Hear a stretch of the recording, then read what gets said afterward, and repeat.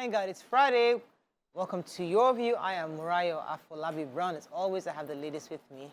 Hello, Obiajilu. Looking like a rich auntie this morning. I am a rich auntie, please. Auntie.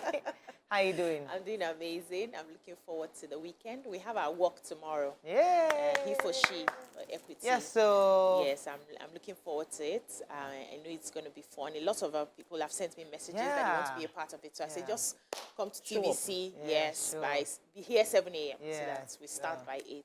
So I'm looking forward to meeting some new fans who I haven't met. Sometimes they see us on TV. And they look for opportunities to meet us. And I hope you are ready to walk. It's not fun. Now, where we are walking to is not fun. Me that can run marathon. Please say something else. Speak for yourself. Others should please be ready to walk because get your and there'll be music, water, a lot of dancing also. So it should be fun. How you doing, Tokwe? I'm tired. I went to Ekpe yesterday, and I visited 3 locations that we have. Fencing is starting in 1. As I was coming back home, I saw rain. I said, please, Lord, let it not rain. Yes. But it really looked like it was going to rain, so I was really happy it wasn't going to rain. When I got home, my kids were like, we were waiting for it to rain. I said, I don't want it to rain. They said, why, Mommy? I said, because we are doing construction, we are cultivating. This rain should just give me like 1 more month. Let me quickly put everything in place before the rain falls. But, when they say buy land and wait, there's a location I got after Redeem, and the place wasn't accessible for like 6 months last year. And it felt like we have acquired a land we could not sell. Rayo, I drove to the land yesterday. Apparently, one Chinese mining company has bought a portion after me. Wow. So they've done the road. I was like, oh, hallelujah. This is amazing. We are balling. But I feel very grateful for my journey yesterday. Everything went well, and I'm looking forward to growth. Fantastic. Me, same old, I don't know why you're consulting and you're working. I've been actually very, very calm. There's nothing going on, that's the truth. I'm just boiling, chilling. You're getting ready for your book launch. And so the book launch will be coming up. I have to move the date, but I'll let people know when the date is. I just felt that there's a lot of tension in the land right now, so let things calm down. We'll do it later, much later.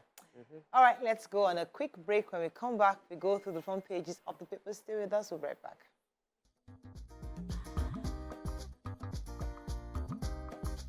Stay tuned. Your View will be right back. All right, let's start with The Nation. Sage Agbakoba Falanon, interim government unknown to law. CCB begins probe of Keyamo's anti-graft petition against Atiku. Public debt now 44 trillion naira, says DMO. Lagos government's efforts to discredit Sanwo-Olu's victory will fail. PDP lifts suspension on Ayim and Fayoshe. APC US condemns anti-Tinubu protest. UBA delivers 201 billion naira full-year profit. And Lagos government ready for above normal rainfall emergencies. Yes, so I have the story. So the Lagos state government has told residents yesterday that Lagos will be experiencing more rainfall. Like it's predicted to be 1,936 mm, and they said it will be starting from the first week of April, which was why I said that prayer ahead, that just give me 1 full month.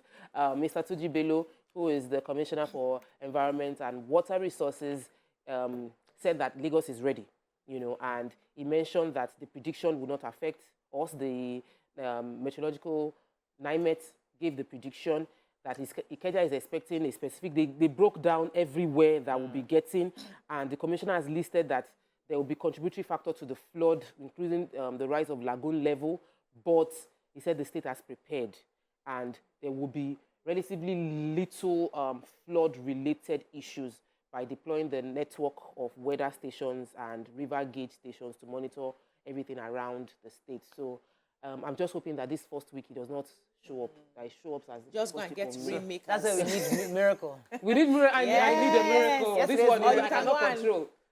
Contact rainmakers. Just pay them something. Hold it. They will hold it for me. Those testimonies that you want to do wedding. Hold it. Yes, it happened in my wedding. Yeah, you go meet them to hold that rain, man. The major headline: Professor Itse Sage, Dr. Olisa Agbakoba, Femi Falana, Mba Ukweni, Ahmed Raji, Chief Ajibola, Babatunde Fashanu, Adekunle Oyesoya, and Emeka Itiaba, all senior advocates of Nigeria, have said that the plot for an interim government is alien to the Constitution and an aberration. They said no one must be allowed to scuttle the democracy. And they are urging that the people who are aggrieved with the outcome of the presidential election should allow the judicial process to run its course. The DSS, on the other hand, have said that this scheme is unacceptable in democracy, and a lot more Nigerians are speaking up against it, saying that I think the Plateau State Governor, Simon Lalong, also said that those that are advocating for the interim government are just daydreaming. This is not obtainable in a democratic situation. So different groups, different associations have spoken up about it. The Labour Party also said that they are not involved with any planning for interim government, that whatever they have to do, they have to go through the court. So it's a very long article in The Nation. I think people should read up on it. All right, so the Lagos State Commissioner for Information and Strategy, Mr. Gbenga Omotosho, yesterday said that those who are planning to discredit the victory of Governor Babajide Sanwo-Olu will fail. And he was saying that at the event where they received their certificates of return from INEC, he and the APC Publicity Secretary, Mr. Sheye Oladejo, was speaking yesterday, and they stressed that the importance of Sanwo-Olu's second term, saying it had affirmed the values of inclusion and unity espoused by the governor. He further said that the governor will focus on people-oriented projects that can contribute to progress of the state. And the commissioner also lamented about the poll results, which should be, the misconception and the misinterpretation of the poll results, which according to him should be dispelled in this age of social media. And he says that the election was democratic, transparent, free and fair, adding that overseers across judged the exercise to be very credible. So let me take the story about APC, the US chapter, which was the chairman of the APC US chapter is Professor Tai Balofin, who was speaking concerning the fact that some people have gotten permission to protest against the presidential election and protest against the president-elect, Asiwaju Bola Ahmed Tinubu, in Washington. He said that these are supporters of the candidate that lost the presidential election of 2023. He was trying to ensure that people know that the US government is neutral, that anybody can get permission to protest in America, and so it's not that the US government is supporting protesters against the president-elect, but rather the US government is allowing freedom of protest. He also mentioned that a lot of people have given the president-elect mandate, and so the protest is not necessary, and those that are doing it are, according to the way DSS is saying, they want to try and cause a rift within an interim government to now be called off to see to what is going on, and that the DSS is on the matter. But he's saying the US government is not against the president-elect. They are just allowing freedom of protest. To add to that, Peter Obi's spokesperson, Dr. Unisa, has said that Peter Obi and Dati have nothing to do with this. He said, we have raised fundamental issues about the process, and the process is part of the democratic process. And he said that Obi is not in any way sponsoring anybody to do anything, rather than urge everybody to be calm and follow the rule of law. So he's saying they're on their own, those that are protesting in the US. Okay, moving on to the Punch. PDP nullifies Ayin Fayose suspension sanctions ward ESCO. Picture here again of Sanwo-Olu, Makinde, others get certificates of return from INEC. Whitney, Lagos arraigns Chrisland principal, others for manslaughter. Muslim couples can't get intimate after breaking fast, says cleric. Ondo chapter tackles Adebanjo over Afenifere chieftains. OPS predicts woes as national debt hits 46 trillion naira. And controversy surrounds Sylvia's alleged resignation. Okay, which story are we taking in Punch? So the Debt Management Office on Thursday revealed that Nigeria's total public debt stock increased to 46.25 trillion or 103.11 billion in the fourth quarter of 2022. The latest figure made members of the organized private sector and economists to predict tougher days ahead for Nigerians and businesses. So the national debt as of September 2022 was put at 44.0 trillion. And according to the office, new figure consists of the domestic and external total debt stocks of the federal government and subnational governments, that's the 36 state governments and the federal capital territory. So it's been rising. All the details are here. However, the Director Center of promotion for private enterprise, Muda Yusuf, expressed concern over the multiplier effect of the latest debt, and he was saying that this country will continue to struggle with servicing of debts if drastic steps were not taken. So already we are paying about 80% of our revenue to service debts, and now we are still borrowing for things that are not really yielding return. So if you borrow to say, let's set up a refinery, we know that we can make money from that and service the debt, but we're borrowing for things like infrastructure, which is not giving us return, and we expect to pay with the federal government allocation. We'll end up borrowing more to sustain. So he went ahead to give some advice, said we have to cut down the cost of government, among other things. Right. So an imam at the Federal University of Agriculture, Abeokuta, was saying, his name is Professor Sherif Din Karim, has explained that Muslims can have intercourse during the month of Ramadan. All of which are doing Wasabi, acting as if this month, holy month, don't touch me, don't touch me. He said that, according to him, Islam only allows legal married couples to have intercourse between Maghrib, that's the evening prayer, and Subui, that's the Salatul Subui, that's in the morning. Between that 7 p.m. and morning, you can This have. can happen. Said that Muslims can copulate by the time they've taken their iftar, that's after Salatul Maghrib. As soon as they eat, before they eat in the morning, they can also have their. So they allow this one is flex, so. I like it. I like how Islam is very, very descriptive. They will describe it for you, so you can't say flexing. you know how Bible can be a bit shady. You know, everybody can interpret it. This ones they will tell you this is how it is. Very interesting. Oh my God! Let me take this story. Nima doesn't listen to this, but Nima knows. Nima knows everything.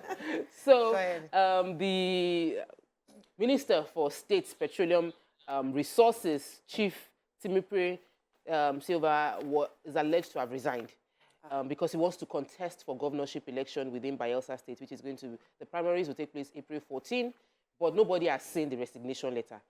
And they are saying they don't know if he has sent the resignation letter to the president, but according to the APC requirements, anybody that is already in a position should resign 30 days before the primaries, and primaries will be April 14. So the conversation is likely he has resigned. Has he resigned? He has not resigned. I think it's important that the Minister for Petroleum makes it known where he stands, because it's obvious he wants to contest. He had been the governor of Bayelsa State between 2008 and 2012, so he's entitled to one more term if they give it to him, and he's hoping to have that happen for him within the next governorship election within Bayelsa State. But I think that it's important that we know where he stands, and if they need to appoint someone else to be Minister for State in the interim before the handover, we need to know that sorted as well. So all this right. Let's confusion go is not necessary. on a quick break. When we come back, we continue with our review. Stay with us. We'll be right back.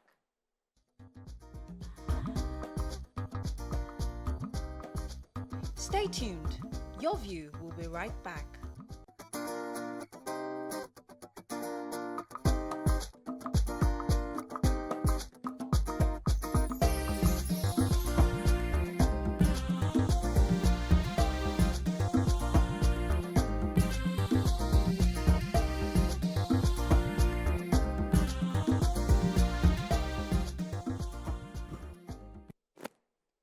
Thanks for staying with us. We're still reviewing Daily Sun. Actually, let's move to Daily Sun. Interim government alleges ploy to arrest opposition, says Atiku. Nigerians in the U.S. secure permit to protest over February 25th election. APC petitions NBC over Baba Ahmed's no president-elect comment. CCB invites Keyamo over petition against Atiku. Alleged manslaughter, court admits Christian staff to bail. Alleged vote buying, Supreme Court dismisses ex-minister's suit against Tinubu and Atiku. First Bank announces name change of subsidiary. We did not issue sit at home in Lagos, says IPOB. Yeah, okay. Which other story are you taking? IPOB saying they did not issue a sit at home. So they have disowned the purported sit at home order in Lagos State, saying that it's aimed at blackmailing their leader, Nnamdi Kanu. So the spokesman of the group, Ima Powerful, asking Igbos residing in Lagos to ignore it completely and go about their business. He said IPOB has never issued any sit-at-home order outside Biafra land. Anyone issuing sit-at-home order in Lagos is doing this at their own risk. It doesn't have anything to do with Nnamdi Kanu or IPOB, and so they are disassociating themselves publicly from the ill-purported sit-at-home anywhere in Lagos and anywhere else in Nigeria, that if they have to issue a sit-at-home, they will make it public, and then it can be observed. They will make it public and give you the reasons for the sit-at-home, and then any other part of the country that wants to join can now join. But right now, everybody should disregard what they are saying about it in Lagos. So the All Progressive Congress presidential campaign has asked that the NBC sanctions the comments that was made by the vice presidential candidate of Labour Party, Dati Baba Med. Apparently in a Channel's television program, he mentioned that the reasons we don't have a president-elect, and citing Section 1401 of the Nigerian Broadcast Code of the 6th edition, stating the duty of NBC to accept complaints and grievances, bodies or members of public investigate such actions as well. They have petitioned the NBC to sanction the program Politics Today, where during the interview, the guest impugned the integrity of the February 2023 election, said that Labour Party won the election. According to them, it is a fallacy and not correct. And according to the quote, a broadcaster is liable when his guest is allowed to make a wild statement and that is inaccurate and not based on fact. So they are asking that NBC looks into the situation, and we'll wait to see how that goes. So let me take Chrisland. The Lagos State High Court yesterday admitted 4 members of Chrisland School to the bill for alleged involuntary manslaughter of the 12-year-old Whitney. Those who were arraigned were staff members Ademoye Adewale, Kuku Fatai, Belinda Amao, and Natu Ogochi Victoria. They were docked before Justice Oyindamola Ogala of the State High Court in Lagos. And the defendants, however, pleaded not guilty to the charge after it was read to them. If you recall, she died. This young girl had died, and an autopsy was performed, which in February 15, that showed indeed she was electrocuted. And Christian has been taken to court, and these 4 teachers have been arraigned, and will continue to monitor the proceedings of the court and hope that justice will be served eventually. Okay, moving on very quickly to Vanguard. Nasima, others list risks to economy as debt hits 43.3 trillion. PDP reverses suspension of Ayim, Fayoshe, and Shema. Student teachers injured as herdsmen allegedly storm Oyo school. Nollywood actor Yul Edochie loses 16-year-old son. Presidential poll. Obi disagrees with US APC over the White House Park protest. Lagos Array Christian School principal, 4 staff, others. And investment bill, Ponzi scheme promoters risk 10 years jail term. All right. So I'll take the story of investments. I have to take such a story. Scheme? Ponzi scheme. So to protect the integrity of the Nigerian Stock Exchange and proper official investment circles, there is a new law that has now been passed in 2023. It's called the Investment and Security Amendment Bill. And it will be given 10 years imprisonment to anyone who is found promoting Ponzi and pyramid schemes. These are schemes where they tell you, pay 10,000 naira, in a few days you collect 20,000 naira, they double the money for you. Illegal investment scheme. Such people that promote it and own it will get 10 years imprisonment. Many Nigerians have lost money in this space. So the International Organization of Securities Commissions would be supervising this, as well as enforcing is in the power of the Security Exchange Commission.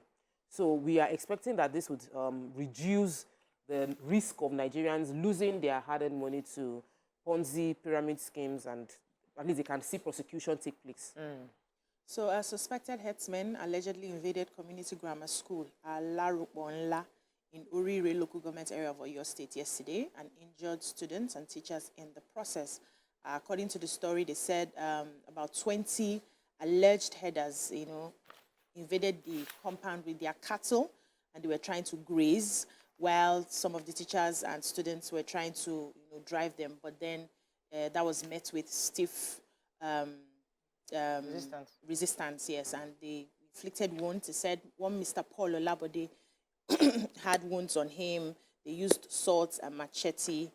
Many others left with their broken hands and legs. So according to the story again, they said that the school just finished their morning devotion that morning. Students were just preparing to settling for their examinations when they noticed that cows had walked into the compound grazing on their crops, and then they came out to try and drive the herders and their cows away, but the resistance was strong.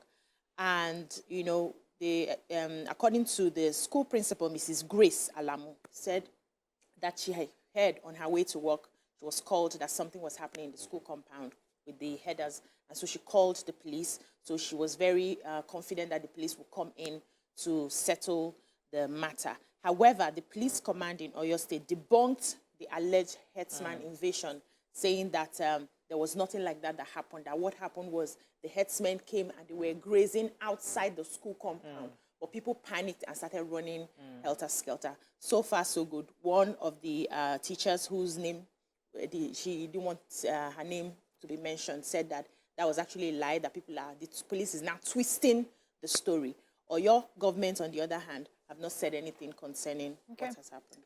Final paper, Nigerian Tribune, DMO. Nigeria's public debt rises to 46 trillion. Supreme Court dismisses ex-minister Nwajuiba's suit seeking to disqualify Tinubu and Atiku. PDP squashes suspension of Shetima Fayoshi and Ayim. Interim government unconstitutional. Whoever calls for it commits felony. Treason, says Agbakoba, Aliyu, Ayorinde, and others. Labour Party says, we are not part of insurrection plans. African leaders must take urgent steps to stem Japa ties, says Awolowo Dosunmu. And NURTW threatens showdown with Ondo government over park managers.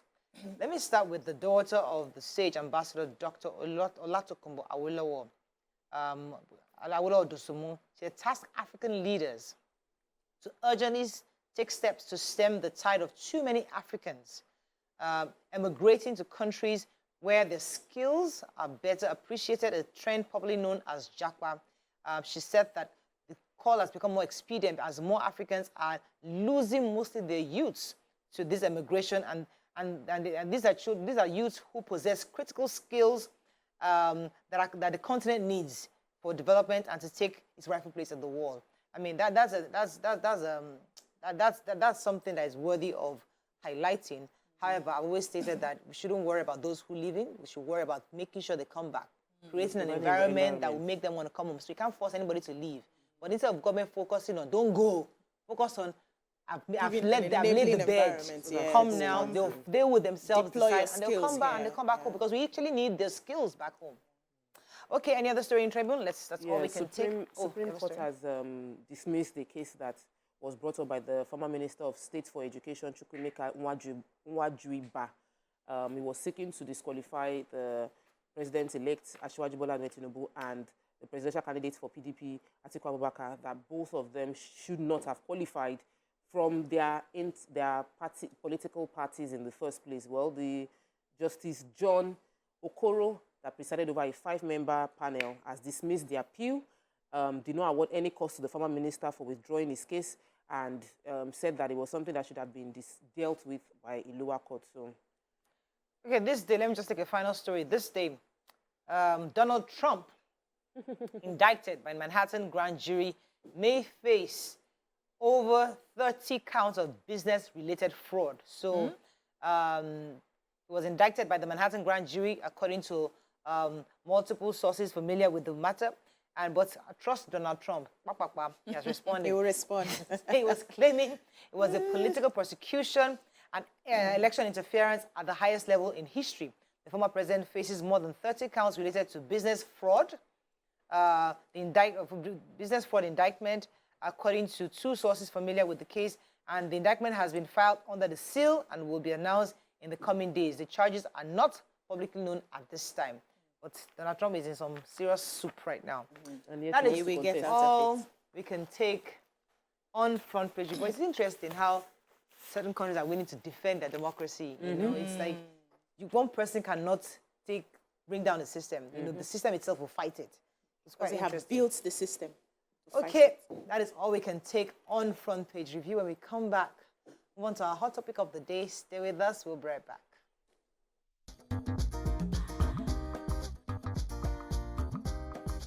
Stay tuned. Your view will be right back. Thanks for staying with us. First, we have our guest, He's the group head, organization development and talent management, Sterling Bank PLC. We have with us Mr. Dipo Adebajo. Welcome to the show. Thank you very much for having me.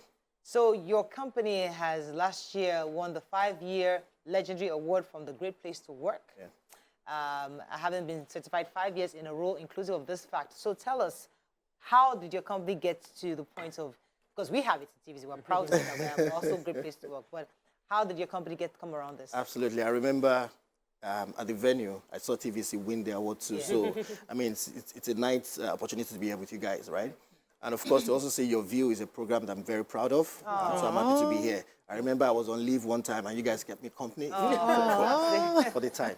So talking about the award, we feel very humble to get this award, and how we've been able to get this award with all humility. 3 things I would say.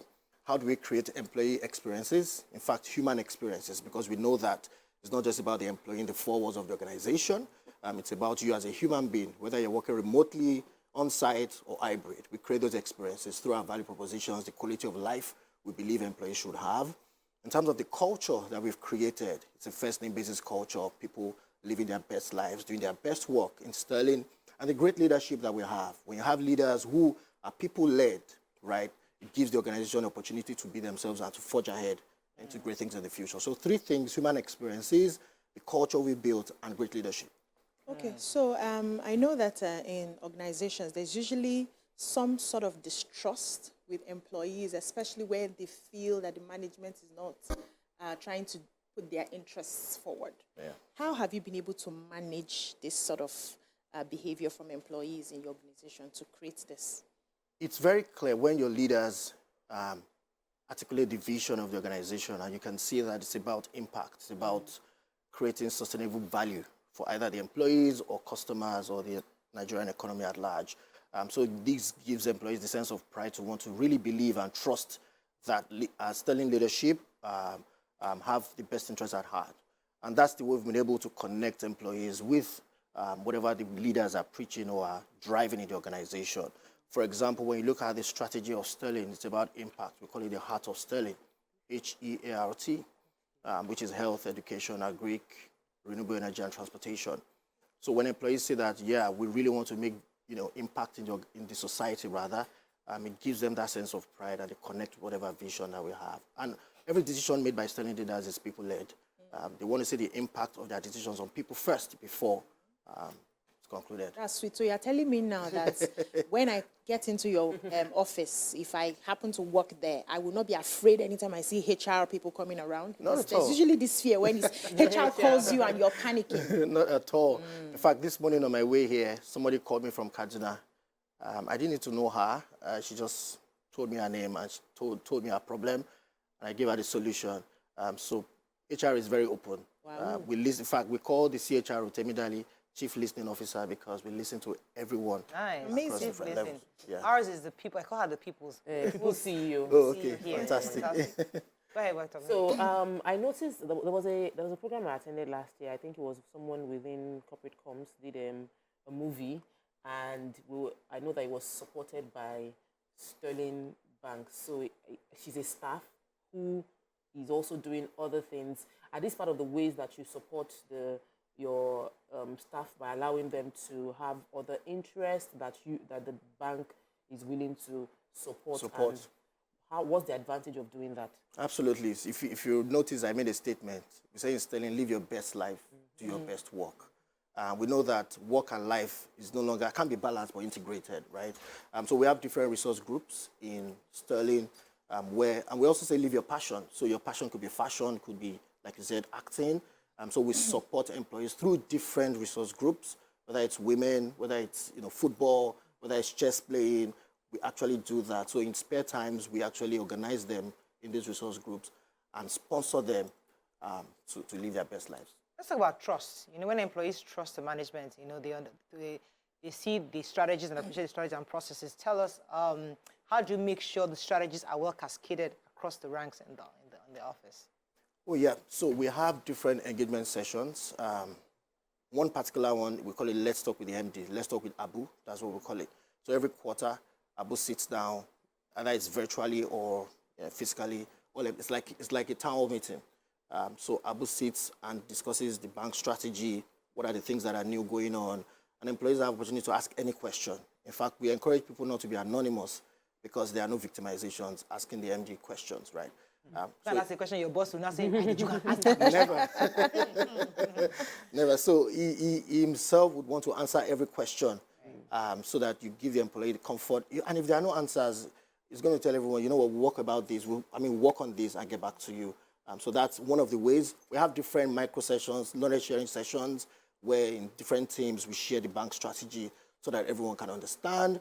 We also have the HR business partnering model where, HR people are embedded within the businesses so that they can actually ensure that employees understand the bank strategy and, interactions continue from there. So different organizations, big multinationals have realized that well-being is very important for their workers. And they are putting some measures in place to ensure that when you come into the office, you are whole, your mental state is okay, so that you can be productive. What are some of the well-being measures that you have, that you've put in to Sterling Bank? So aside the typical ensuring that you have your health insurance in check, we have a program. We say you are going on the biggest project of your life in one day. And what's that? You take a day off to go for an annual comprehensive check. It's not part of your annual leave or any sort of leave. It's your day. So you have to do a comprehensive health check. In fact, we encourage our employees beginning of the year to do that so that you are in your best state of well-being to do the work in the year. So everyone goes, and so that's one. Secondly, we have the employee assistance program. We took it a step further by saying there's mental health leave. These days, mental health has become a big thing. So we ensure that if you are not in the right state, you can take 5 days off, just get in the right frame of mind. So I would say those are the two new things or big things that will drive well-being. And of course, well-being is beyond just physical and health. Financial well-being has become a very serious thing. So you pay well, is that what you're saying? We pay well, and we continue to, benchmark within the industry and globally. Yes, so there's a lot of conversation about inclusivity, being a place where women can work. It was a major comfort when TVC had a creche within, because staff know that I have my baby close by. What are the things that Sterling Bank has put in place to improve inclusivity and diversity within their organization? I see TVC and Sterling compare notes quite a because we also have the creche where new mothers can bring their babies close to them. In fact, when you look at the last International Women's Day celebration, it was very big in Sterling. And recently we started spotlighting Sterling women. So there will be a communication banquet where just pop up, meet Yemisi and see everything about Yemisi, and it just gives that sense of pride, for them. We have several resource groups. We have the Bloom Network, and it's a network for women where they share ideas, they grow. Senior women mentor younger women in the organization. We have the Sterling Women Development Program. It's like a leadership program specifically for women to make them grow and be their better selves as they become leaders. We have for younger women also financial literacy for women, because you realize that women have the tendency to care for others and not focus on themselves. So we want them to ensure that they also care for themselves and grow as they build their career. So that's one of the ways. Let me ask you one question, especially about onboarding, because generally, Great Place to Work had actually rated onboard Nigeria quite well. However, when staff go from department to department, there are always issues with expectations, how they blend in. How does Sterling Bank help the staff who moves from, especially in the bank? It's quite difficult, can become very intimidating, because maybe you're a clerk or teller, and then you have to go to a department and you're expected to do so much more. There's always that difficulty in adjusting. How does Sterling Bank help staff? I agree when you say onboarding in Nigeria is rated, because some of our colleagues who have gone abroad, they sort of give credence to the onboarding in Nigeria, because it's not the same really out there. But in terms of interdepartmental, first off, I think when you have a leadership development program that ensures every leader understands people management practices. So when new people join your team, whether it's from external or internally, there's a standard way of acceptance, a standard way of onboarding them and settling them well into the role. And we have a body program also, not just for external hires. Internal hires have bodies. So when I move from my department to yours, there's a body that welcomes me and ensures that all my questions are answered. Work tools are in place, is standard. You have to ensure that you have the right work tools. And of course, internal mobility is a big thing in Sterling. So we have a proper framework for moving people internally, whether it's an outsourced employee moving into a bigger role.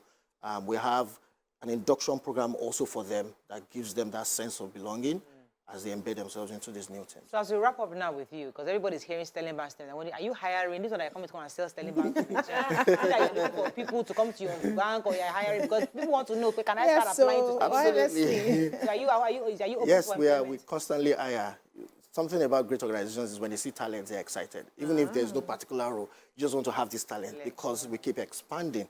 So I would say yes, we keep hiring. Thank you very much for Thank joining you. us. Any final words on you want to share with us? Yeah, I'd like to say thank you for the opportunity to be here. We remain humble winning this award, and we hope to continue to win it. And of course, TVC, wishing you There all the you best. have it.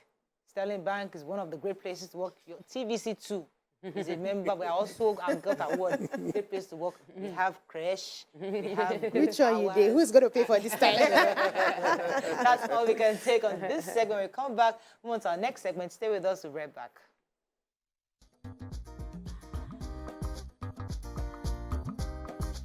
Stay tuned. Your View will be right back.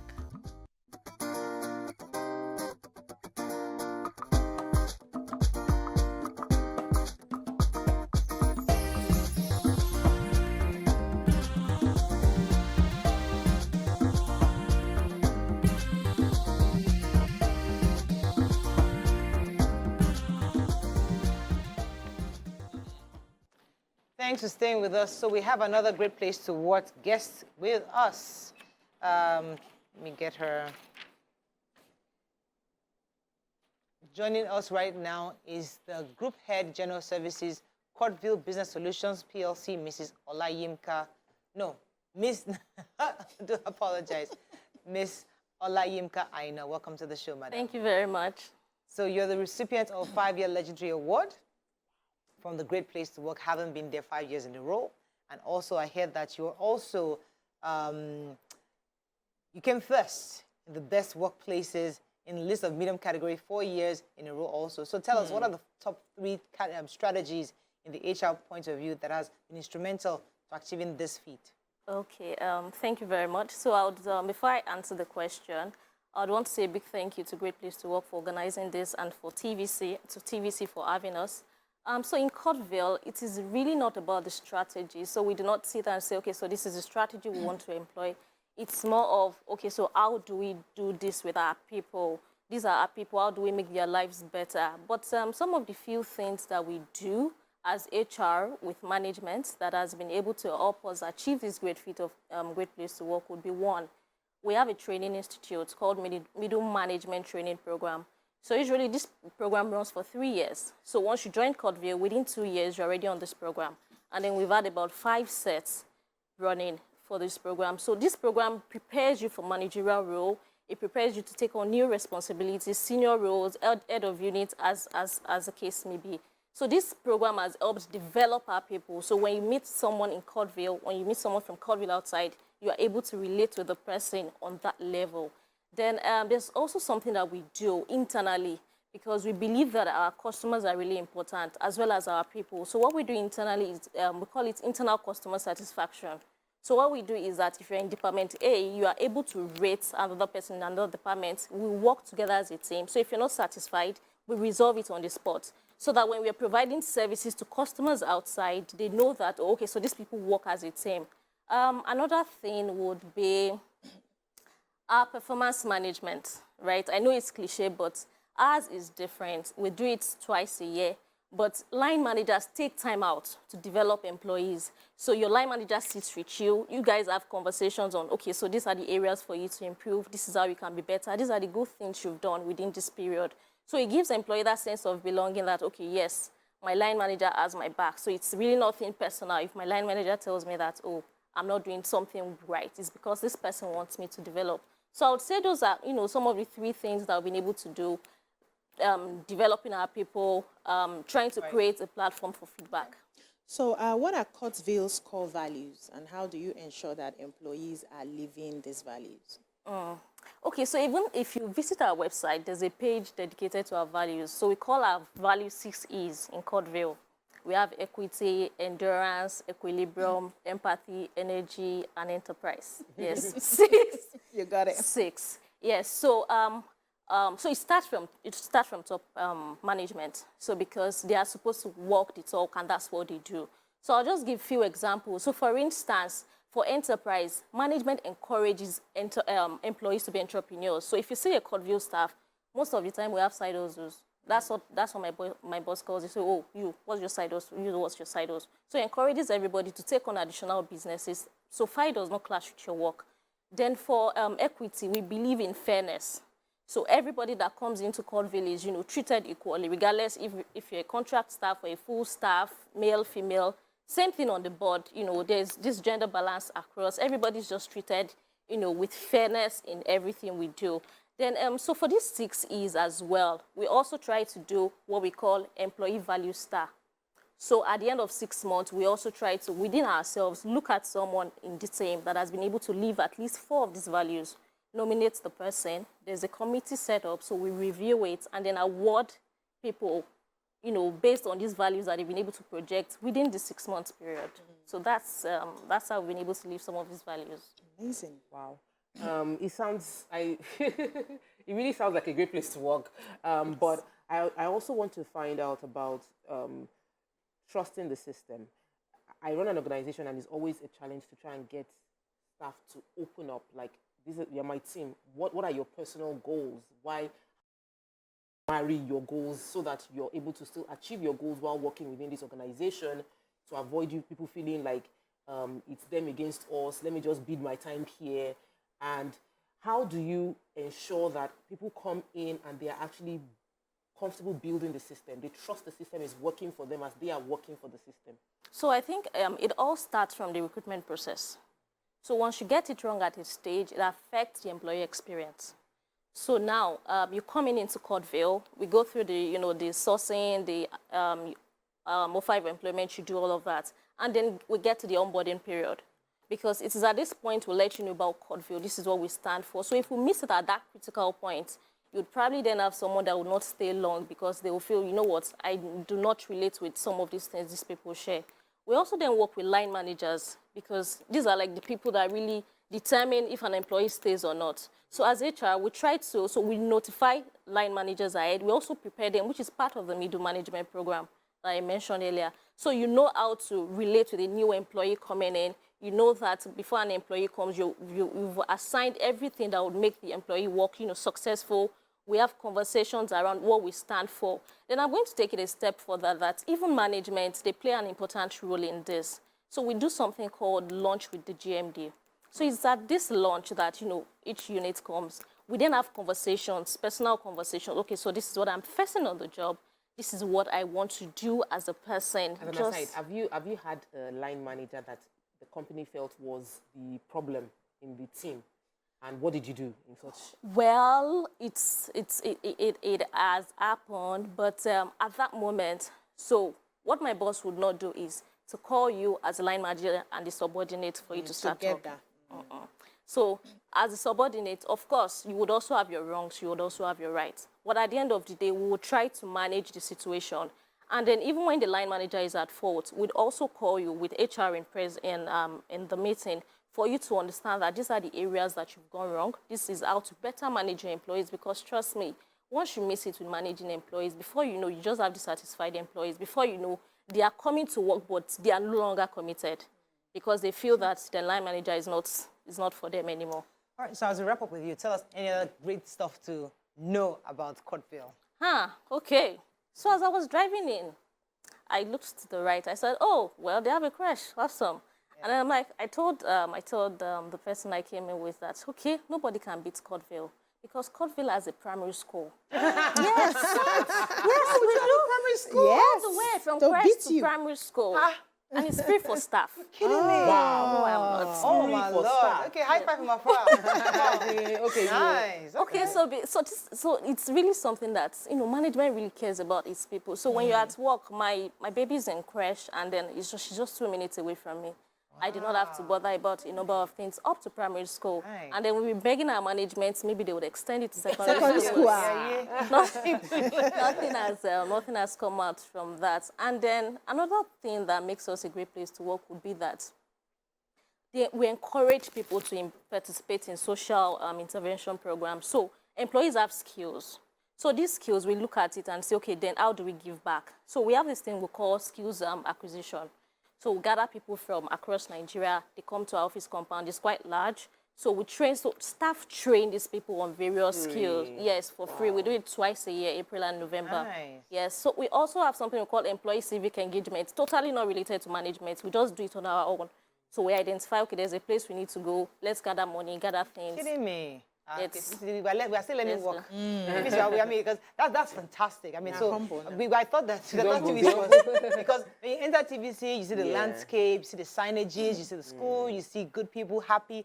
Well, if that's what you're doing. You're humble. You're humble. So we'll definitely work together. But fantastic, well done. Thank you. The question I was asking, are you employing? Because Nigerians have heard Courtville now. They think, I would love to Go and Google Yes, Courtville right now. Are you employing? You Package your just CV. came to come and tell us how beautiful you are. No, not really. But we are open to, receiving applications from people that want to send in.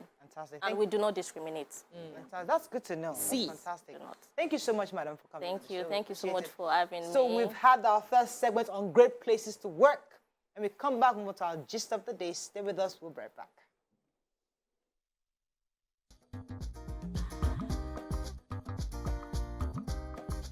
Stay tuned. Your view will be right back.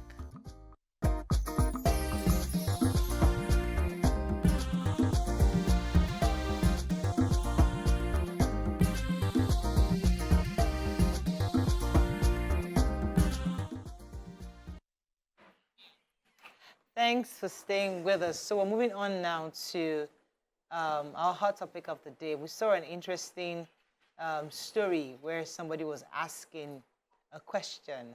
They said that who finds life harder, or who is life harder to, man or woman? Who has more difficulty in going through life, especially in Nigeria? Is it the man or is it the woman? That's the question of today, and that's the conversation we want to have. Who has it so hard? Who does society put so much pressure on? Who has it difficult the most in this country? Is it the man or is it the woman? That's our conversation. You can call us on the numbers on your screen, 081-270-53687, 091-390-76948. You can also tweet to us at TVC Connect. Please hashtag YourViewTVC so we can read your tweet. It's a difficult conversation to have because if we look at both sides, everybody has one thing or the other they're dealing with. But we have to agree that one of the sexes, one person, one has it harder. That's the conversation. Let me come to you, Tokwe. What are your thoughts on this? I don't think we don't set us up to fail. We don't have to agree on who has it harder, but we need to defend why we feel each person has it harder. Yeah. I feel the woman has it harder in the African context. When I look at the Western world, I look at the US, the UK, I'll say the man has it harder. But if I look at the Nigerian context and the reality of living under patriarchy, the woman has it harder in the Nigerian concept. So what are the key indices? The responsibilities that a woman tends to carry, and she will bear it silently. The gender roles that seem to be skewed towards a woman. So gender roles, when we talk about gender roles, we're talking about the fact that, you're going to raise the children, you have to keep the home together, you have to maintain your in-laws relationship, you must, if the house fails, it is the woman, if it works, it is the woman, if the children do well, it's the woman, if the children don't do well, it's the woman, if there are financial challenges, if it is being managed well, it is the woman. If the finances of the family is not being managed well, it is the woman. Like, the woman bears a huge weight of, if things work or don't work, it's a woman's responsibility. That's based on gender roles. Then, if you now manage to survive and you are financially empowered, you now have to be very humble as a financially empowered person, because they say you having more money means that you might be proud, you might be arrogant as a woman. See, it's so interesting how you're able to talk about the woman because you're a woman. Yes. But see, if I was a man that asked that question, he's likely to reel out so many things that men We have have to go agreed, through, you know. before the We have show. shared it. So so I'll come back to you, but let me come to you.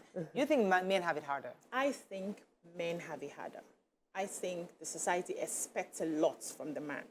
And it may seem like when they are children, it may seem like the men have it harder because we are living in a patriarchy. If you have to choose who would go to school and the other person will have to stay at home because you can't pay the bills of your children, Yes. you definitely ask the woman to step aside. And the rationale behind the woman stepping aside is because you know that this woman, no how, will be taken care of by another man. But it's your son that will take care of another person's daughter.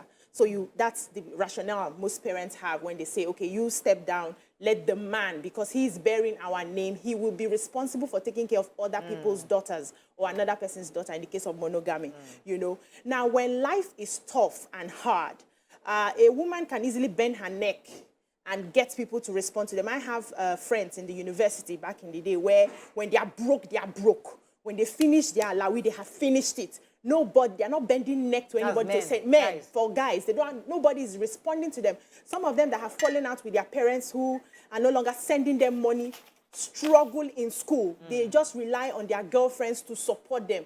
But even if my father doesn't send me money, I can bend neck for my boyfriend. I can bend neck for my guy friend. I can bend neck for anybody.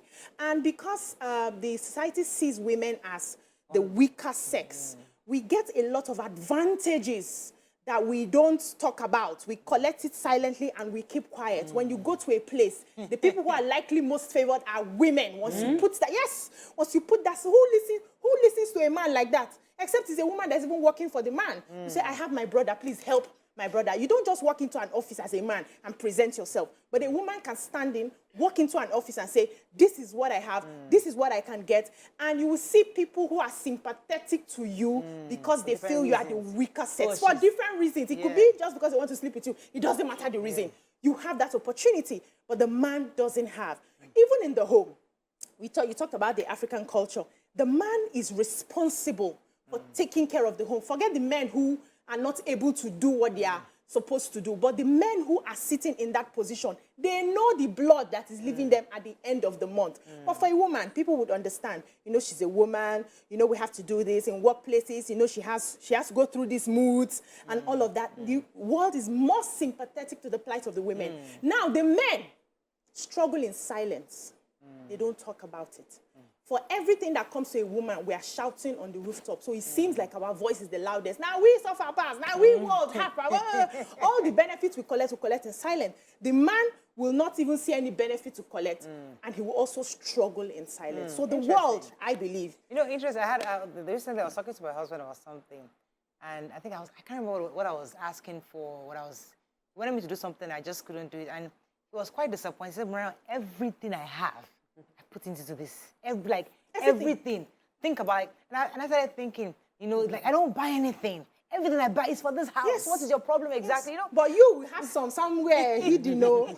You know, so but I guess we are somewhat blinded by their struggles. Yes. But however, we cannot discountenance the real struggles women do have in society. have So real let's talk Some of about them are why real. suddenly women are getting a bit of empathy. They're getting sympathy. Let's talk about the fact that the reason women now have a bit of people are being compassionate and helping women more now is because women have suffered in silence for a very, very long time. Women had it harder. You know, you don't have a choice with life as a woman. Your parents will tell you what to do. They'll give you it. Till today, in some parts of this country, a woman is born, by the time she's 15, she knows that she'll be given in marriage to an older man because that's your lot. You need to help us secure the family. You go there so that at least every month you can be sending something from that house to us. That's her own conditioning. That doesn't happen with the man. The man has the opportunity to grow, go to school, do all of that. For many cases, the women are talking and people are listening because they know that for many years, your voices have been suppressed. So men will just be like this, let's just listen to you. Yes, it seems like women, we as a woman, you have like the vocal prowess. You can use your words and achieve things. But that's why I said this conversation is not about to achieve just this is the right answer. Yeah. It is let us examine. Because in somebody's life, the man might seem to be having it harder.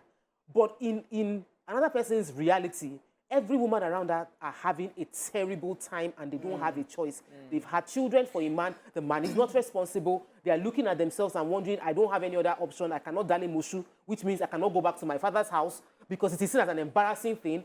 We talk about women as if women are supporting women. Men are, when you talk about guys support guys. Yes, maybe as students, they might think they're having it hard, but guys support guys. And the truth is, we also live in a society that looks at you as a woman with many expectations of what success should mean to you. A woman is 40 and you're a failure because you're not married, you don't have children. A man is 40 and is eligible bachelor.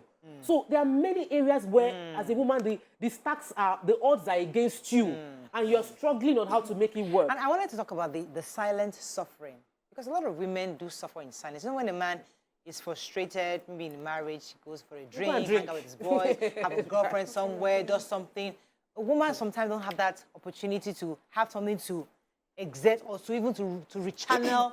If you talk, you're a bad wife. So she just has to take it all in. But the man is free to say, you know what, I want a second wife. Or I want to go somewhere and have, he can let loose in different ways. But women, because we want to keep our home, we want everything to be looking perfect, we just have to take it all in. And that's why many women die in silence. So sometimes women have it harder because they don't have that liberty to make their own choices or make changes. So I will disagree with you. I've always believed that the world belongs to women. The only women that I see that suffer are women who do not know their powers.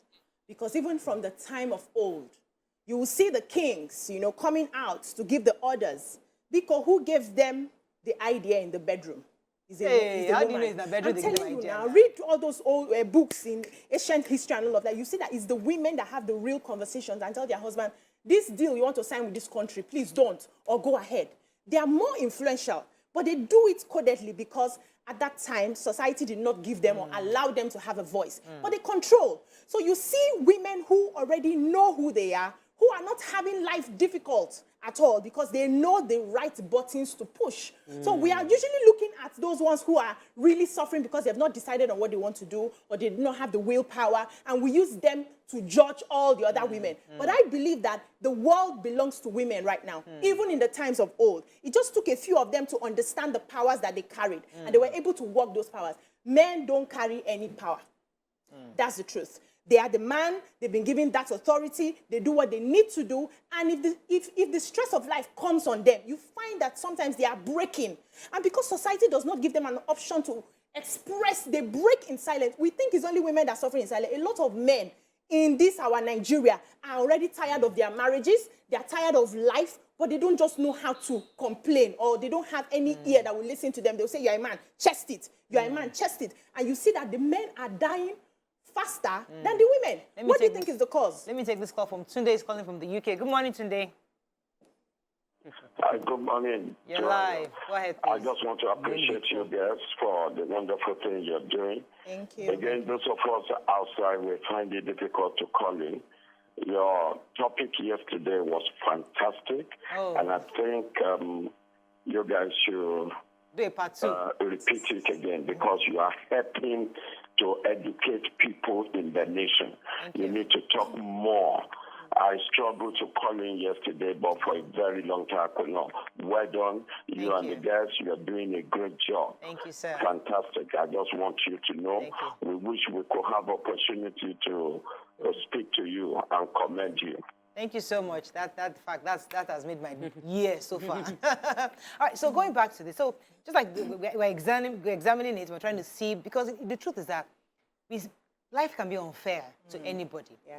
But there are some sexes that somewhat have a way to maneuver. So let me look at both sides. So for the man, for example, he knows he's in charge. Patriarchy gives him the power. So even though things are difficult, because I have that confidence that I'm the person in charge of this home, this family, I am the manager here, that still gives me a bit of confidence. Really? So even though I struggle, I can still find a way, find my feet. But the woman sometimes, she's already subconsciously told that she is the weaker vessel. She is the weaker one. So she's constantly struggling to make her voice known. So in life, you can say she's working twice as hard to get noticed. Even in her family, in her work, in her business, she's working twice as hard to make her voice known because I am here. Though it looks like she's somewhat being favored, but the truth is that the subconscious depression she's had for years can stop her from achieving what she could have easily achieved if indeed we're in a society that allows women to flourish. So how many people has this stopped in modern day? Even in the times of old, I will always refer, women had been known to build empires, to build businesses. If you go to a different culture, you see that women, it was Oyibo women that were actually full-time housewives.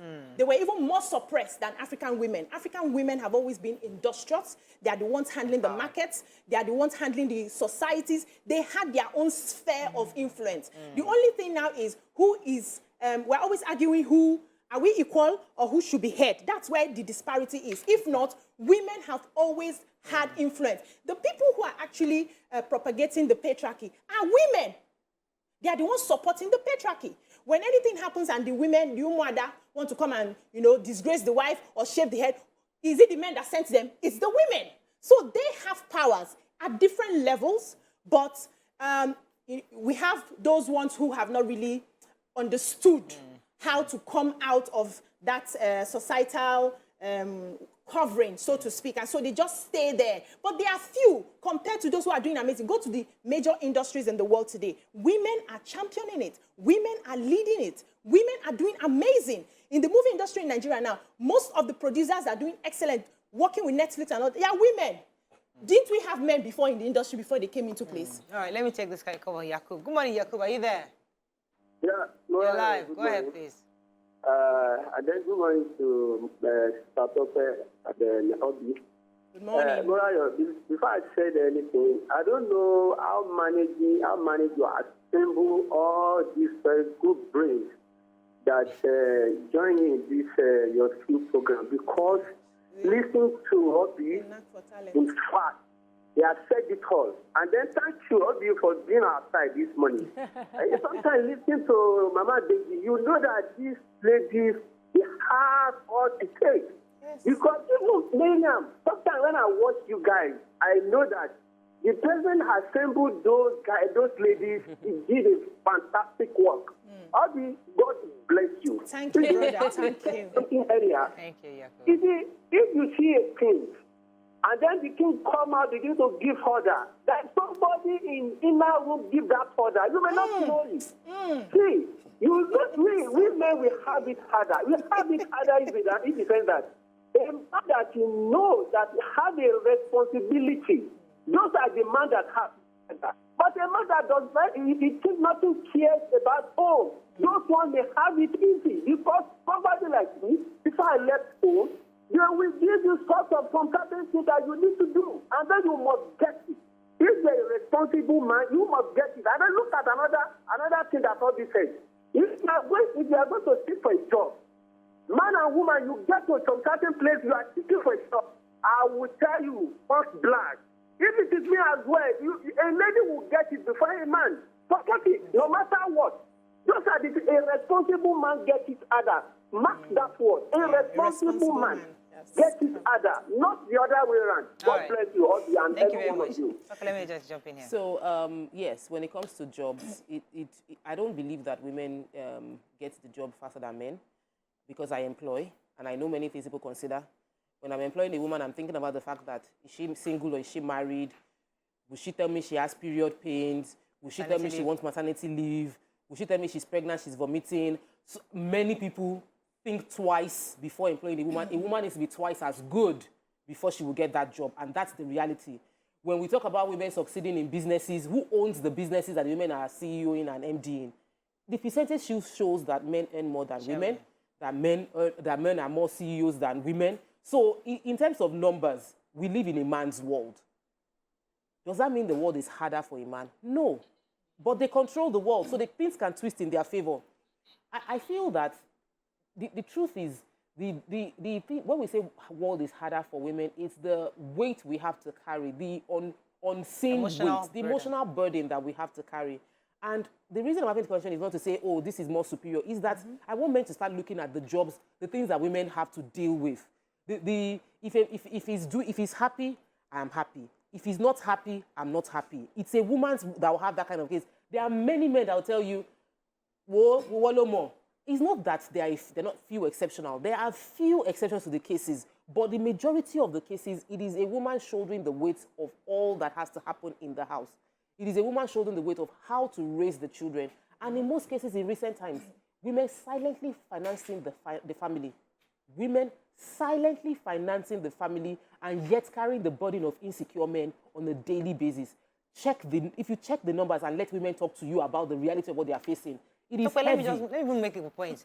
Based on what BC said, that woman that is talking in the ears of the man. Very few of them. Even Sometimes if it's the side chick that is talking in the ear. Even if the woman, listen woman, now, side let chick me make my woman. point. My point is that even that woman who is doing it, she's doing it because she's thinking of all the options.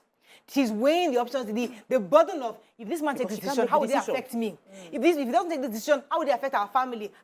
So the burden really is on the woman. She's the one thinking. So he comes out to look at the star, made a decision. But the woman that's talking in her ears, she's considering multiple things. That decision can affect her child, her generation, her community, her family. So it's a huge burden for the woman. Men are not considering such things. Many of them don't. They only see one way. Men are usually one street.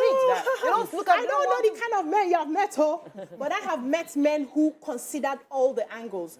Men who will put their lives on hold because they want their family to be good. They want their family to be great. Men who will not even buy clothes for themselves. They will not wear good shoes. You see them wear knickers and slippers, and then they are putting all their resources into their home, and they're constantly thinking, what next? How next? What else can I do to make sure that my family is okay, my extended family, especially for the first sons? You know, depending on the kind of family. I came from that sphere, and I understand the burden on the men, constantly thinking of what next, how will it be? Because there's nobody, if I'm broke today and I'm looking for money, there's no money anywhere for me. Nobody will smile. But the wife can go back to her parents.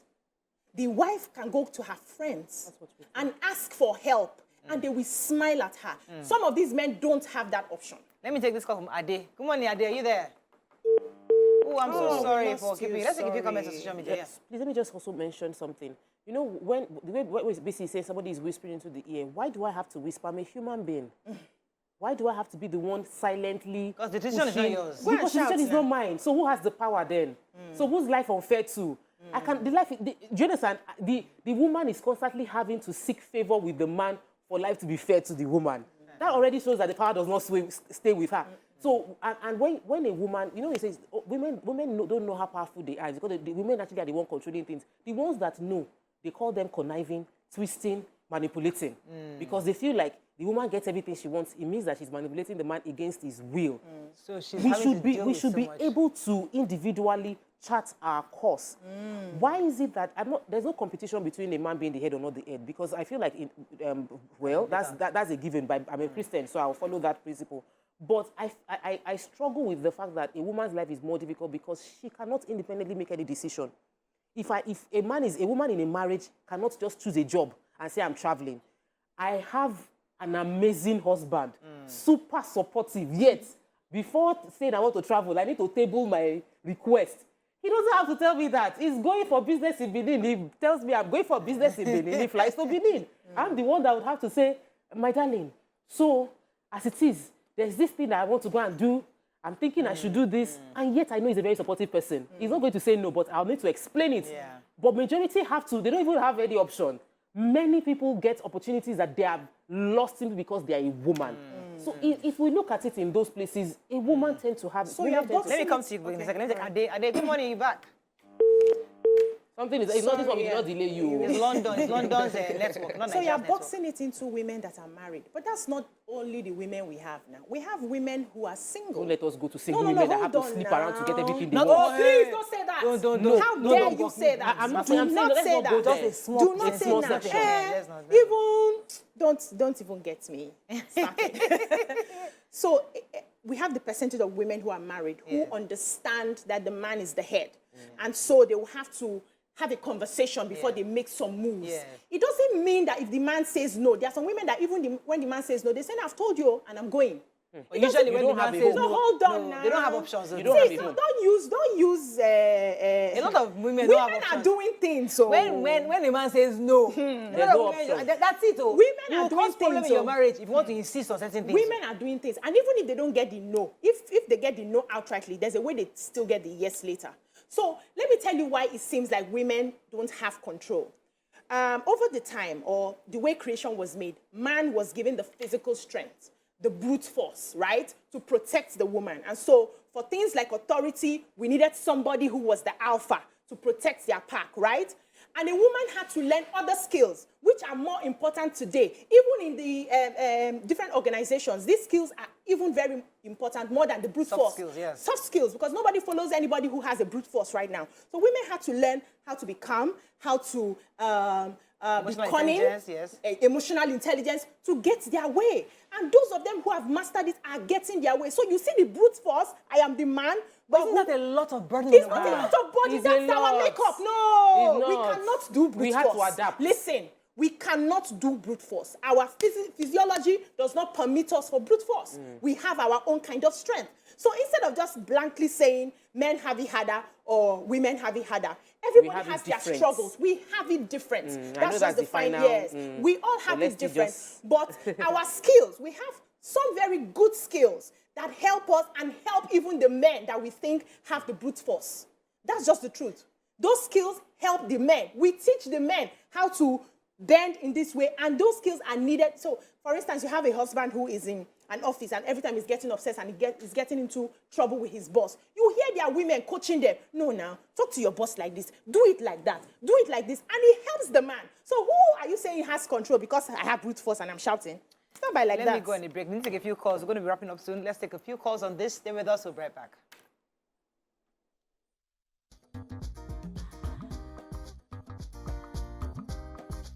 Stay tuned. Your View will be right back.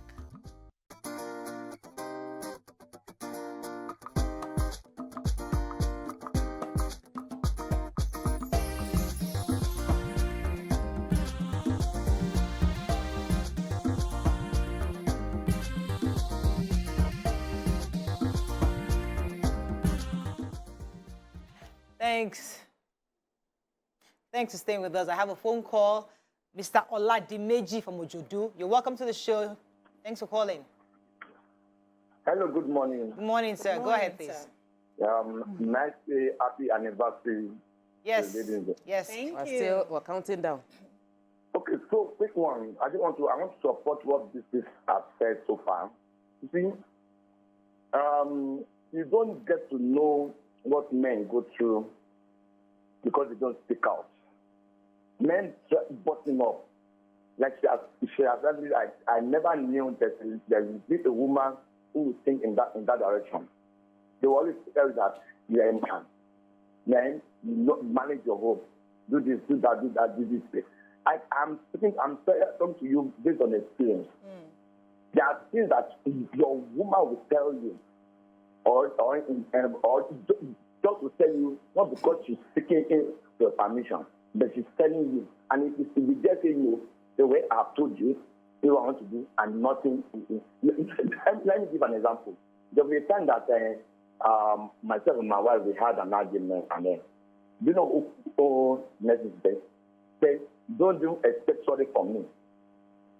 Imagine, don't even expect me to tell you sorry, and I know I said, so no problem, carry on. Is this that I'll be discussing with someone outside, and they will say, I know now, you're a man. No, you know that's the way of a woman. Women have always been in control. Just that, you mentioned it earlier that men always have a way of hanging out. Women to hang out. Okay. They know where to discuss, to meet, who to meet. They have friends Why are the women that not will calling discuss on their the show? issues with, and they go about. Thank you, Olamide. We're waiting for women to call this show. Please, women should Thank you, call on the Oladimeji. show. I have a message here because I think we are moving this conversation from who has more power. That's not the conversation. Who is life harder to? Let's not be so careful, not so easy to jump into that. Who has more power? Because I got a message now from someone that says that when men love their wives or are obliged to them, they often bow to their whispers and sometimes crave such whispers. The power now lies in the hands of the wife's hands, which is great. I get that. But who is life harder? Who has it so much difficult in life? Is it the man or is it the woman? And we're talking to business, getting a job, getting married, having children, even handling a family, you know, society, in church, in the mosque. Who is life harder to? And I think it's looking like the woman, because life is stacking up so much responsibilities for the women to achieve. The man only has one job: provide for your family, love your wife, and provide. That's like the only job they have. But women have like trillion of tasks. Love your in-laws, love your children, love the neighborhood, love your community, help the church, support the family, and make sure, you know, the man does not love all those other all people. his own job. When I love my wife, Yes. and provide Everything for my will be family, fine. every other thing It to must fall in align. place. That's being unfair to the man. We've seen situations where so I like the other caller, now our favorite caller, Yakub, what he said, a responsible man. So most times what we see is men who just largesse. Yes. They are not doing what they need to do. So we assume all men have like it that. easy or they have it like that. But responsible men are the ones who are checking in. They're checking in on your parents. They're checking in on their in-laws. They're checking in on everything that they need to do. They are working hand in hand. That's a responsible man. And trust me, life is usually harder. Except, of course, God decides to just favor and show his grace on that person, or the person is excellent in his work and he's growing, you know. But aside from that, normally the things that would take a woman. Okay, so there's another thing. But you see, this man you're talking about, once he has the money, do you know that life is easy for him? Is it easy to have the money? No, as in, But the only problem a man has is the money. Once he gets that Just money, have money. everything else, he's living will his line life. up. He's going, But a woman having money is a problem. Having girlfriend, traveling, he can do anything he wants. Everything. He's Money in solves power. the man's problem. But that's when the woman's problem is just starting. When the man has When money. because now she's when what- the man has money, the woman's problem is also solved. That's Listen, talking about a responsible married woman. Let's talk about women generally. If you are a woman, you have money, you are single, is a problem. The men will be scared to toast you. They will say, don't drive the car. The car is too big. It will oppress men from toasting you. No, they will not marry you. So Let me pause for a second. Let me take Oluwaseun. I'll come back to you. Oluwaseun has been holding for a minute. Good morning, are you there? Oh, I'm so sorry, Sheol. Is It's not me. single? So for a single woman, having money is a threat to the man. For a married woman, having money is a threat to the man, because they will say the man will be like, because you have money, Abi, because you're not making money like me, there's always a problem. Even the single girl not having money, she's a liability. If he does not, so like everywhere you turn to, there is a problem for the woman. If you have money, problem. You don't have money, problem. You are resourceful, problem. You are not resourceful, problem. You are hardworking, problem. You are not hardworking. It's not a lazy woman you have married. So everywhere you turn, the life just seems to eat. A man determines how things would align. The woman has to please the man. And so that's why, that's the place where it will seem like things might be harder for the woman. Do you know why it's hard? It seems like things are Let harder. me pause you for a second. I have Brown. I hope, I'm not sure it's my husband. Brown, are you there? Good morning. Hello? Hello, you're live. Who is my husband? Hello, good morning. Oh, No, sorry. no. Good morning, are you there? We know Go his ahead. voice. Good morning, can you hear me? Yes, you're live. Go ahead, please. Okay, I want to first of all thank you very much for this program. Thank you, sir. And I want to say a high five to BT. Thank you. It's like you understand what men go through. But a lot of women don't understand because they don't feel what a man feels. Because if you're in the shoes of a man, there's no way you don't understand what a man feels. A man goes out every day. And when he's coming home, you don't know if that day was successful. If he was able to get his dream, maybe he's coming home, he's scared, trying to be courageous. And you get to the house, the woman that is supposed to comfort you, that's because there's some men that you say they slap their wife. You say, this man, we don't know why he did this. Why is a man like this? No, you don't understand what the man is actually going through at a particular time. Women can easily cry, and you listen to them. But the man cannot cry. Nobody's going to listen to him. But what I respect about women... Brown, can I ask you a question? The production part of the woman is something you need to respect. Brown, let's engage you for a minute, since you're a guy. Brown. There's no question about that, it's the man. And Peter has said it all. Okay. Brown, can you hear me? Hello, Brown, are you there? I wanted to engage him and ask him, like, why is it the woman's job to comfort you?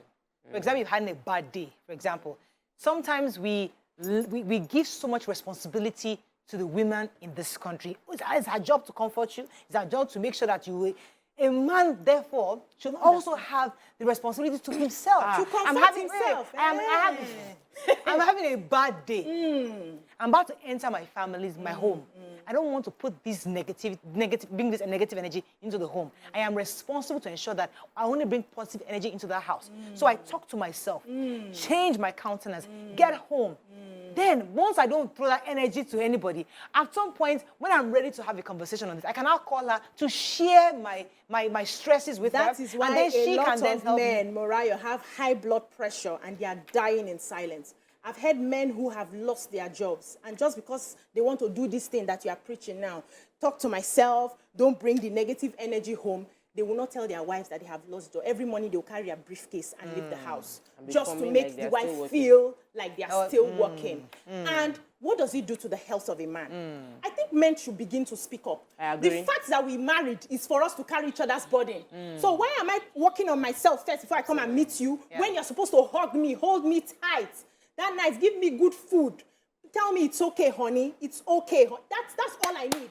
And that's why you see some of the men, I'm not making excuses for people who are cheating, but they'll just say, I just need somebody that will just listen to me. Let me just say it the way it is. Do you understand? So there was something she also raised where you say the women who, if you have too much money, is a problem. You have this, is a problem. You know the difference between a man and a woman? A man is daring to face the world, irrespective of what people say, irrespective of what society says. The difference is that a woman does not have that lever yet to face the world. So you are constantly calculating, what will society say? How will they treat me because I am not married? How will they treat me because I have so much money? How will they treat me? You are constantly not living in your authentic... Exactly. Not living in your authentic self because you want to please society. So I'm saying to a woman today, you don't need to please society. If you are a woman, you are earning, you have a right to enjoy yourself. A man will meet you at that level. But men knew this from a very long time, probably because of the patriarchy. And they go ahead and live their lives. They don't care. Even these days, we have men who don't have shishi, and they want a woman who has money. And they'll boldly tell you from the first conversation, how much is your salary? How much are you earning? Let me take this splitting this bill. They are more daring. Let me take this call. Good morning, are you there? Good morning. We need some women. Oh, a woman. Hallelujah. Hallelujah. Welcome to the show. Welcome to the show. Thank you. Good morning. Okay, I would like to say that, you know, the burden that women carry, there are lots of burdens that we carry that men cannot help us. You know, when childbearing, men can't help us do that. You know, for me, I believe that the major burden that men carry is the issue of providing for the family, and of which now women help out. But the basic burden that we carry, men can't help us out.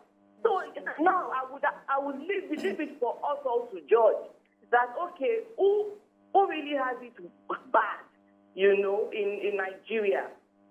Thank you. Thank you, Olasho. Let me see what Oluwaseun even highlighted now is that one role God has given men to do that, your headache, your life headache. Many women are even doing it for them now. That's one way. Your only job, just provide you this thing. That one. Now, taking it now. You don't take them now. So, what exactly? How hard could life be for a Nigerian man now? How hard? Because half of you are looking for successful women who are high who will share so you don't come home, relax. You know, my wife is, you know, and you're having a ball. So life is obviously easier for the Nigerian man these days. I mean, let's take a few comments on social media. So I have messages here. Hafsa says, in an ideal situation, a man is supposed to have it harder. That's why wives are asked to respect and obey their husbands. If he has to struggle to bring food to the table, why shouldn't she rub his head? Good Beat says, women suppose help out and be equal, simple. Akani Taiwo says, no, let me leave that. Yetunde says, BC, be real. How many are such men? Please speak fact. I'm not speaking fact, I'm speaking my opinion. If I'm speaking fact, I'll be reeling out numbers. If you don't hear numbers, it's my opinion.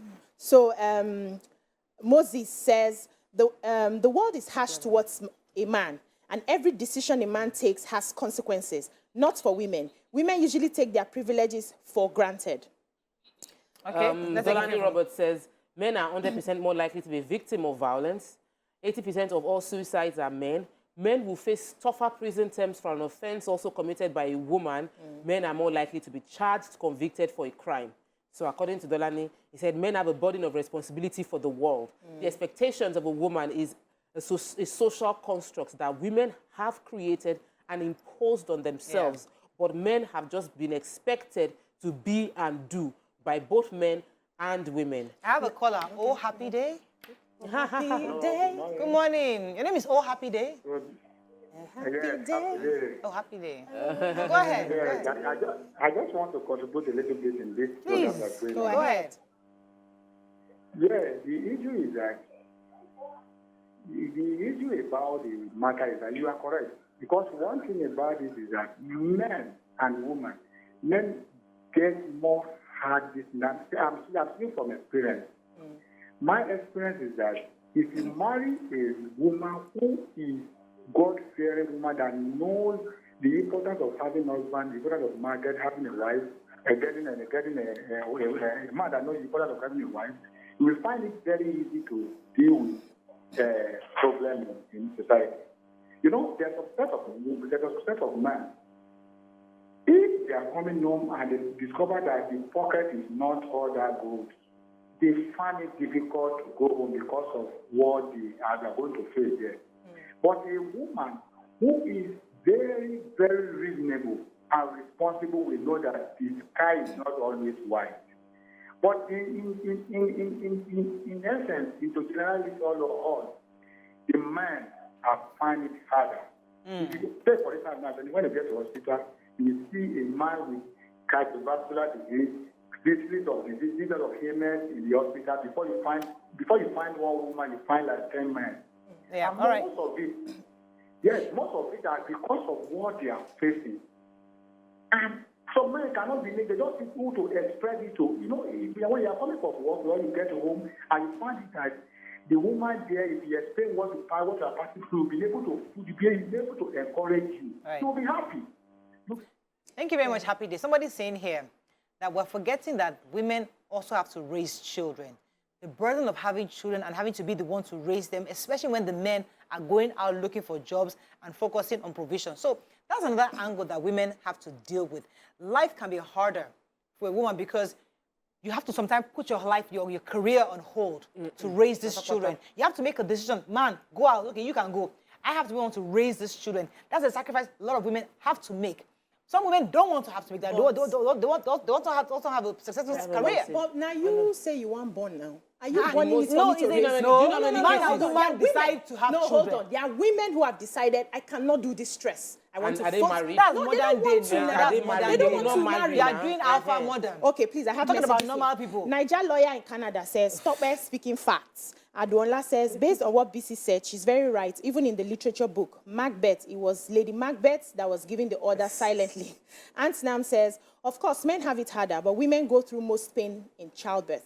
Take out childbirth, men have to protect and provide and look after the well-being of the family. Hafsa says, what percentage, that's asking me, what percentage of those men in this generation where the women have decided to take up that role? Akanita Iwo says, I think Yakubu just nailed my point by saying responsible men. Responsible ones find it difficult because they must meet up with the needs. Yeah, everybody Molalade says, for me, I don't think anyone should have it harder. If there is cooperation between the man and the woman, they should be able to help each other in whatever circumstance they find themselves. Man should support the woman. Woman should be helpmate for the man. Shikina Adekunle Gbolawan says, men suffer the most, I swear. Society puts too much pressure and responsibility on men. That makes them feel burdened right from a young age. But their voices won't be heard, even if they are heard, even if they speak their pain. Well done, Auntie Obiajulu. Let me... So I think we're going to have to wrap up now, but I think... it's different. They are different. You can't compare them. Yes. They're two different human beings, and they have different roles. Agree. Yes, we have different so everybody has it harder sometimes. Sometimes others have it harder sometimes. So we all have to depend on where you are. And physiology also has separated the roles for us. So you don't naturally expect the man to be the nurturer because his physiology does not give him that. Even though some men can play that role, but that's not his natural makeup. It's the woman's natural makeup. So you don't consider your natural makeup as suffering. You can only say, I need more support here so that I can be most effective. But don't say, I suffered to carry belly. Did you not enjoy it when you were knacking? Hey, Today's Friday. breakfast Friday. show. Anyway, what we what Today's I feel Friday. people should get is that this is an informative show. Yeah. So you are now understanding, the men are seeing the woman's perspective, the women are seeing the man's perspective. Everybody has times when it is hard, but when you now understand our perspective, you'll be able to treat us with more empathy, treat the men in your life with more empathy, treat the women in your life with more empathy, because now you're seeing all the difficulties that they are going through. The challenges. So that's basically what I want. Please let our men people to live get. longer for us. Yes, men should share, women should listen a bit more. So final message says go to prisons, police custodies, medical hospitals, psychiatric hospitals. More husbands die early than their wives. Before going alone speaks volume. I don't agree. But that is all we can take on this week's episode of Your View. I hope you've learned a few things as we have. Have a fabulous weekend. Tomorrow is our walk. Yes. We're trying to get everybody in by 7 a.m. The walk actually starts at 8 a.m. before the sun comes. I want to go do the rounds and be back hopefully before 10 o'clock. So come early and get your T-shirts and get some water, and then we go on the road. It's going to be fun. Come join us. And also the Minister of Sports and Youth and Sports, says Sunday Dari will be there. So he just confirmed to me that he'll be there. And it's coming with Mary Onyele. So it's going to be a celebrity-packed event tomorrow. Just come, have fun with us. We are doing the end of the International Women's He for She, men who trust, who believe that women believe women supporting women, but believe that there should be equity across both women. Please join us just to show your support. I'm going to have a fabulous time. See you tomorrow. Bye for now.